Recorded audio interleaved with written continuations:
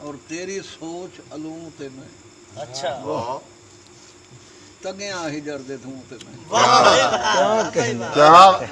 क्या कह रहे हैं क्या कह रहे तेरी सोच अलूं ते मैं क्या कह रहे तगिया हिजर दे तू ते मैं नजफ बिस्मिल्लाह वत रल गए ने ए ते ओ क्या बात वत रल गए ने क्या बात ए ते ओ ਤੁਹਾਡੀਆਂ ਜ਼ਿੰਦਗੀਆਂ ਹੋਵੇ मोड़ फुट गए हैं तू हाय हाय हाय हाय क्या चिट्टा चिट्टा नजरिया आवे चिंता जग नू लगी हुई है वाह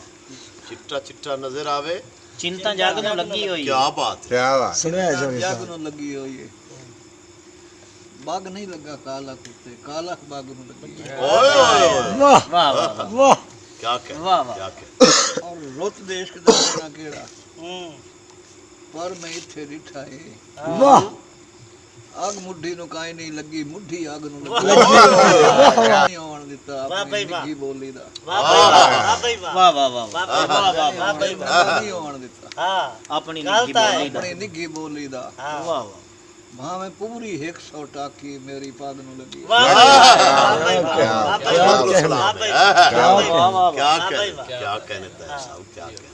और किबला अकीदत वेखनी कि तेरे मगर जो गाल गई बेफायदा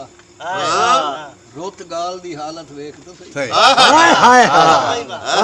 हाय क्या कहने क्या तेरे मगर जो गाल गई बेफायदा वाह रोत गाल दी हालत वेख तो सही हाँ शाह हो के आज बेहाल वदा बेहाल दी हालत वेख हाय हाय हाय क्या कहने क्या शाह हो के आज बेहाल जिंदगी होवे ता साहब बेहाल दी हालत देख तो सही उठी बाओ उठी के और बकौल जनाब दे सांगियां विच मैं अजण अकीदत मंद नहीं है हाय हाय